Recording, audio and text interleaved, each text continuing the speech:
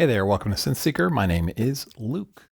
So we're taking just a brief pause this evening from the music making diaries because I got an itch I want to scratch around Berlin School. I just I've said a lot about Berlin School, my take on it, right? It's a very broad topic, but I've done a lot of videos that sort of try and give people ideas of how to sort of move into that space. And some of them are really old. Some of them are, they span many years. And I hadn't done one on Berlin School in a while, or on generative sort of music making in Ableton. And so I just wanted to. I was playing around the other night and came up with this set that I found very entertaining. And I thought I'd just share a technique with you guys for Berlin School and ambient style music around using follow actions combined with the looper and automating the looper to do something that's really, I think, is really important when you're doing generative music, and that's using controlled randomness and then repetition to legitimize your newly generated patterns. Okay, so let me just talk very briefly about randomness and why random is both good and bad. Okay. If I play random notes, right? If I just if I've got this sort of patch up with a little delay and some reverb. Okay, this is ripe for Berlin School.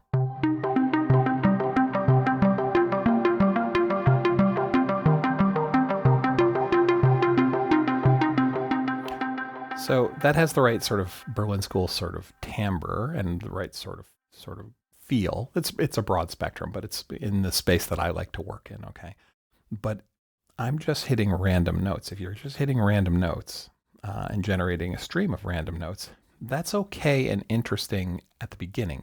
But your ear and your brain are going to get bored really quickly because there's no hook, there's nothing to latch them on. The ear and the brain listening to music like to hear new interesting things happen at some period, but it also likes repetition because it allows it to predict and know the tune or know the rhythm or know the hook. So when you're using randomness to generate parts, when you're using a randomness in your system to generate melody or harmony or rhythms, it's actually better to take a snapshot or a sample or a segment of the randomly generated stuff. Take that segment and then loop it, say 2 or 4 or however many times, but you loop it enough so that it comes around and becomes familiar and becomes legitimized, right? It's like,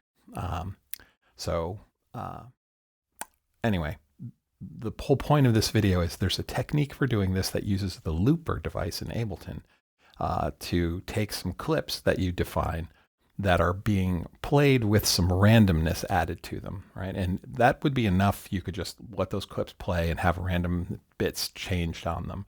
But it's going to get boring to your ear because it's not repetitive. It doesn't repeat enough to get legitimized, right? There's no hook generated there. So what we do is we use the looper in this technique to capture the first loop and then play that loop back multiple times so that it becomes a hook, right? Becomes ingrained in our ear. And then after it's played for a few times and we're used to it, now we don't want to get bored of it either. So then we go back to our generative section. We play that generative thing to generate a new clip, right? That gets recorded into the looper, and then the looper rinses and repeats. Okay, so you have this cycle going back and forth of clips that generate random notes and a clip that tells the looper, loop that randomness for a while to make it a hook or make it interesting and make it predictably available to your musical ear. And so what I've got in this set here is I've got 4 instruments defined, and I've got them defined by sort of range. I've got a low drone, I've got a low instrument, a mid instrument, and a high instrument. And they're just synth patches that I pulled. In this case, I'm using Omnisphere, but they just are patches that have a buttload of delay and a bunch of reverb on them, and they're all kind of plucky. All right, so I've got this high-pitched. All right, I've got this sort of mid-range. I've got a sort of lower end. And then I've got this drone.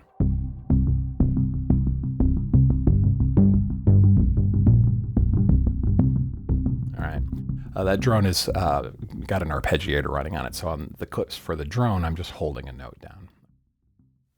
The other clips have actual notes being played. Now, we're going to look at these instruments as far as the setup with the clips and how they interact with the looper. All 4 of these tracks are exactly the same. Okay. The only difference is the source clips that are used in the track and how long they are, 2 bars or 4 bars for the most part. So what we're going to do is we're going to look at this low instrument.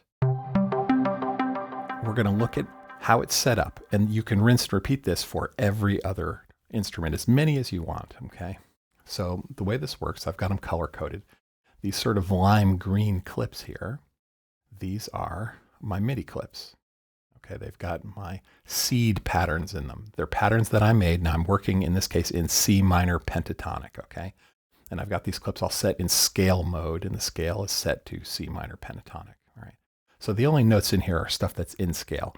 You don't have to do it that way. It's just convenient when you're adding randomness to try and tell the system, we really, go ahead and generate random stuff, but we want to keep it within a particular key. I'll get to that. We use the scale device to do that. I'll discuss that in a minute. But let's just talk about what's in these clips. These clips all contain just little tiny patterns, all right? Patterns of notes.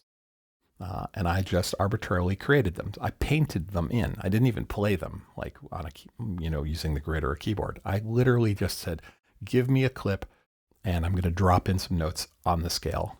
And I played them to make sure that they were pleasing to me as seed patterns, okay?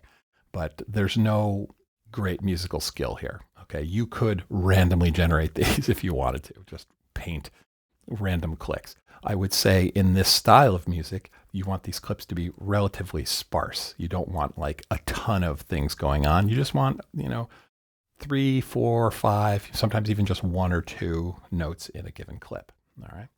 And so that's what's here. These clips that are unlabeled are all these seed clips, okay? Then I've also got a blank clip, all right? And that's because sometimes you want your instruments to pause and give the other instruments room to breathe, okay? So I've got some blank clips. In this case, I've got 1. Some of the other tracks have more than 1, but I've got a blank clip. And that is because I want this instrument to have some breathing room from time to time. We'll get to how that works in a minute. And then our final clip is also an empty clip, all right?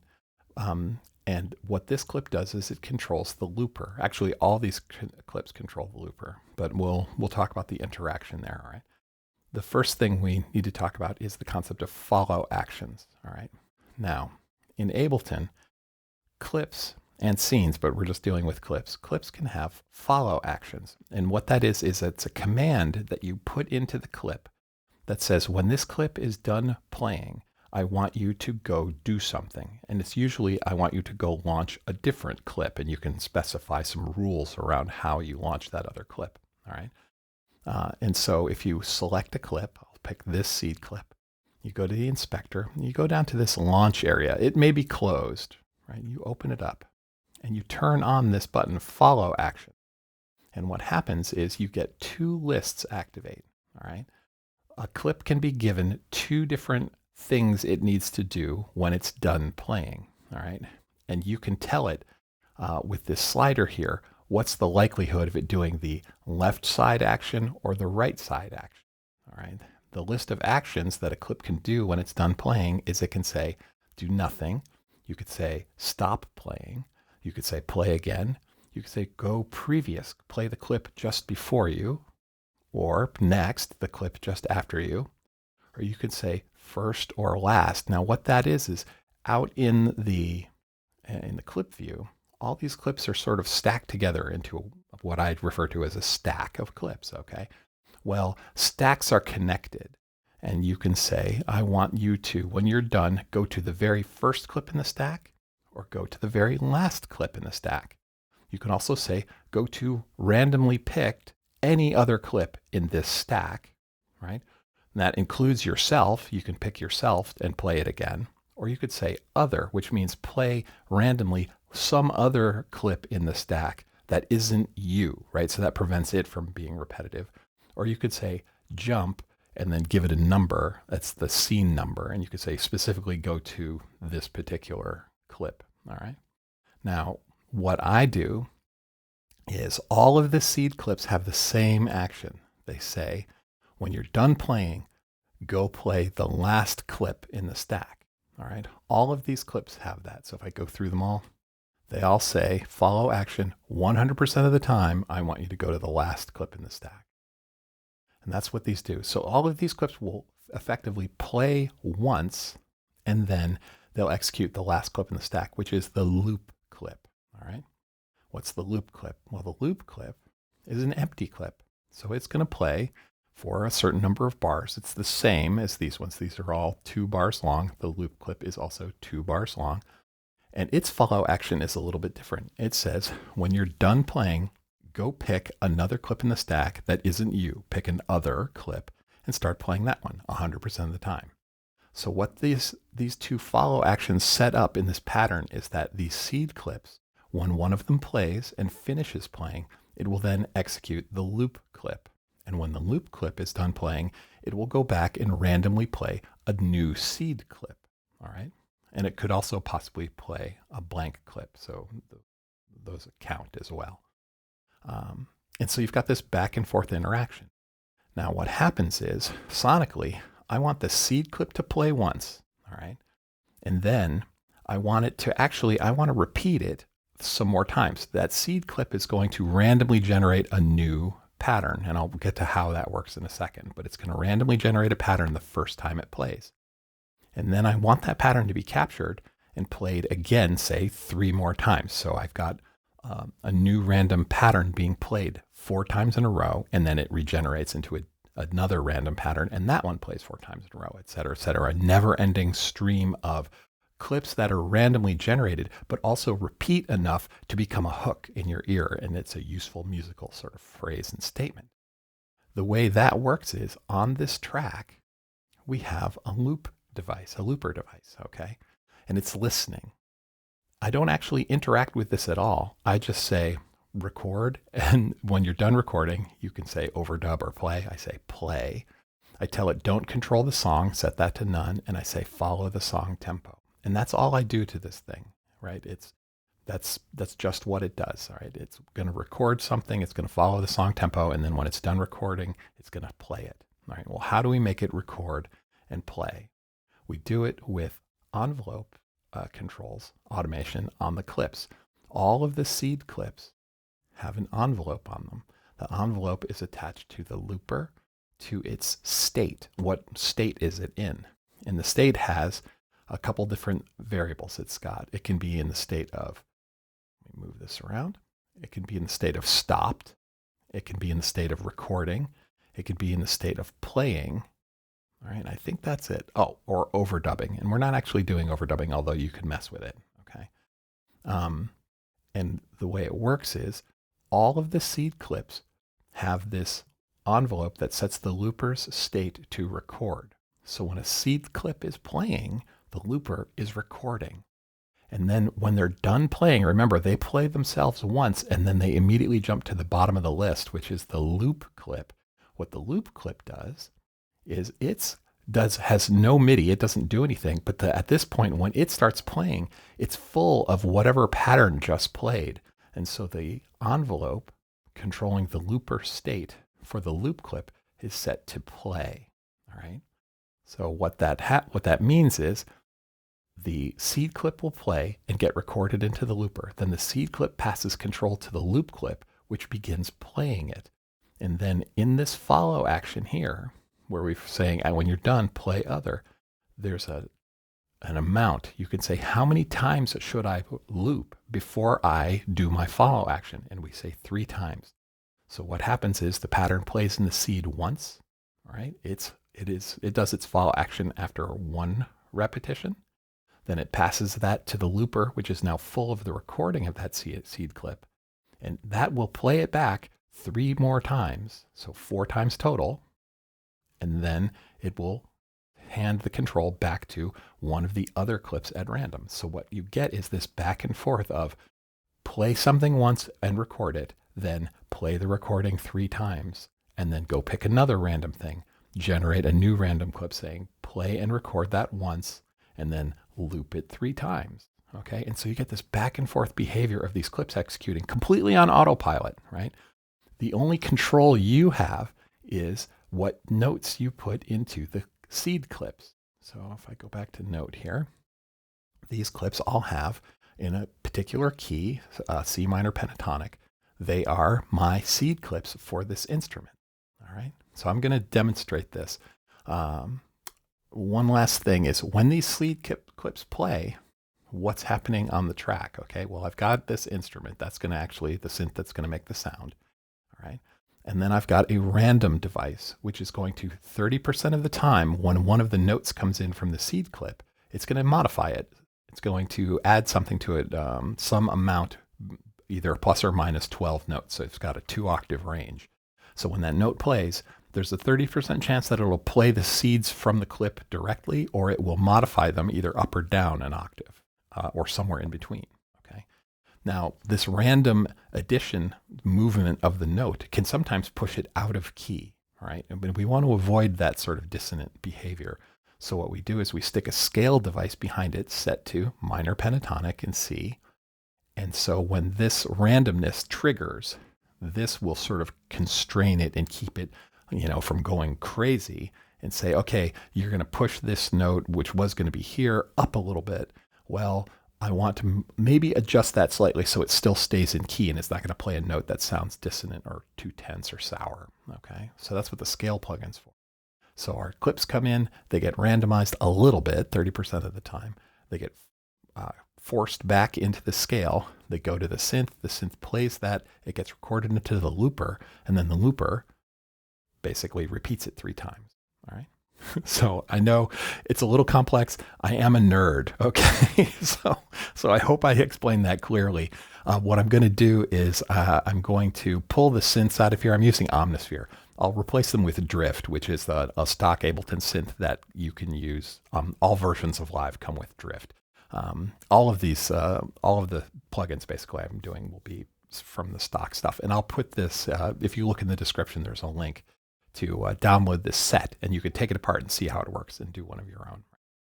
But let me demonstrate how this works for this clip. So I'm going to start this first clip playing. All right, so it's playing into the looper.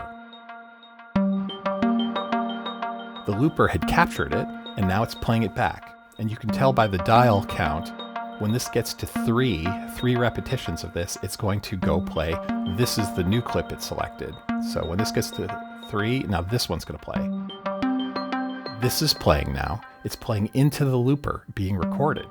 When it's done, the looper flips to playback mode. It's going to play it 3 times, and it's already selected. I'm going to play this clip next once I'm done looping 3 times. And you can hear our pattern is changing. So here's the new generated pattern. And here it is repeating again. So we get this sort of repetition legitimizes behavior. Like my ear can now predictively say, okay, I know what it's about to do again. Bum, bum, bum. And now a new one. And you can define, so let me stop this. There's the clip for stopping. You can define the length of your seed clips and the length of the looper, and then how many times it loops. So if you're doing like an ambient piece with a lot of pads, and so you need the clips to be really long so that they can, sustain out and, do that sort of ambient behavior, you just make the seed clips long, 32 bars, right? 64 bars, something really long. And you make the looper record for that long amount as well. And maybe, you can make the shorter clips and have the looper repeat, 16 times or 32 times. You can have it repeat a lot. And if you've got a lot of different instruments running with different length loops, you'll get that sort of, this is similar to the sort of MIDI note syncing or phasing, time phasing, where you have 2 loops running concurrently and they're of different lengths and they sort of interleave in and out of each other. Anyway, so you can download the set and play with this, but what I'm going to do here is you can go in and you can also arbitrarily launch clips. So you can change the patterns that are playing by launching the clips, right? So you still have control. And you can also launch the blank clips to basically mute things to take them out for one cycle of 4 repetitions, right? And then they'll come back in on their own with a new generated system. All right. So I love this. I like complex machinery like this. And the sky's the limit. You can build on top of this. Like within the clips, you can also specify what is the % chance that any given note will play, right? You can go into the clips themselves and you can turn on chance. It defaults to 100%, but you can actually take the chance of individual notes and drop it down and say, well, not only will this clip randomly change these notes 30% of the time, there's also now that note's actually only going to play 50% of the time, right? So, you can really get out there and do some crazy stuff. So let me play this for you, to demonstrate what's happening. I'm going to slowly start the clips and bring them all in, and you can see what's going on. I'm going to talk over it a little bit. So let's begin here. So this is recording into the looper. Now it's repeating. It's going to repeat 3 more times.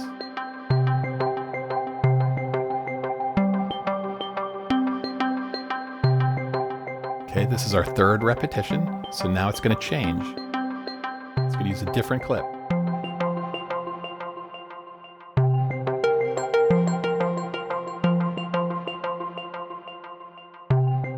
And I'm going to start some of the other clips. We'll get this instrument going.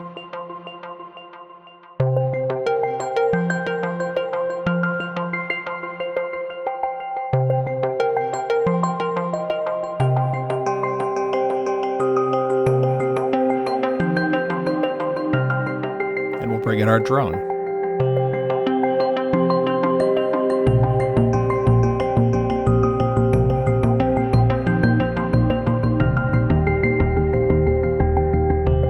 I'm just going to play some drone clips on.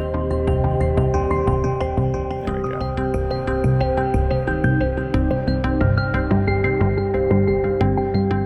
And we can tell clips to stop or to go blank, do a cycle of 4 patterns where you're going to be quiet.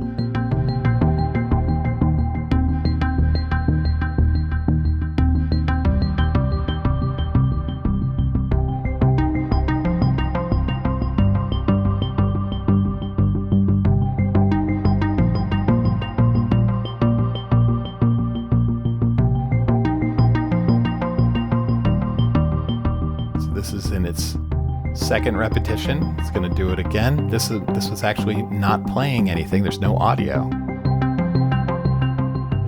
It's looping a blank clip, but it's going to start and execute this now.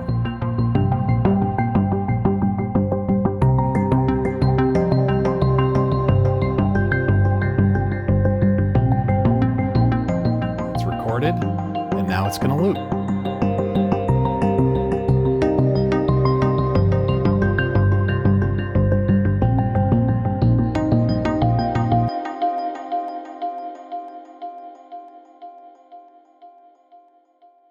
All right. So that's how it works. So link in the description, you can download this set. You'll have to drop your own synths in if you don't want to use Drift. I'll set it up with Drift. But you could put your own effects in. You can do tons of stuff. And you can add more tracks. You can have as many of these sort of generative sort of hook loopers running as you have CPU and memory to get running. And then additionally, you can play on top of it. There's no reason you can't add some other tracks with instruments that you're going to actually play, and you're going to solo on top of this as a bed for going. And then if you really want to get into it, what you can do is you could start thinking about your seed clips, how they interact with each other, and you could start putting labels in, and you could say, this is going to be the 1 chord, and this is going to be a 1-4-5 progression, and this is going to be, a 7-2, and then you can get the clips to sort of play nice with each other, right?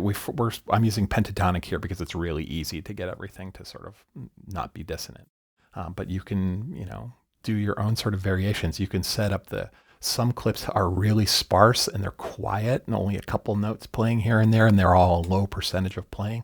And as you traverse down the list, they get more and more busy and more stuff's going on, right? Or you can use the envelope automation on the clips to actually change the sounds that the synthesizers are playing for each clip, right? So you can really use this to make a generative system that isn't completely random and boring. It's got enough repetition in it to generate hooks and legitimize what's generated, but then also can evolve over time on its own. And it's all using stock Ableton stuff. You don't have to, a lot of people don't have Max for Live. I love Max for Live. It's a great extension for tooling. But people who are asking me, I don't have Max for Live and I want to use your stuff. Well, here is the system that works with just stock Ableton, right? This will work with Ableton Intro, all right? So I hope that's useful for you. I'm gonna go back to working on my prog piece. This is sort of injected there in between diaries 4 and 5. I'm working on diary 5, but that's about it. All right, so it's midweek, right? Tomorrow's hump day, and I'll keep working on my music. And thanks for spending time with me. All right, I hope this is useful. As always, you have been watching Synth Seeker. All right, have a great day.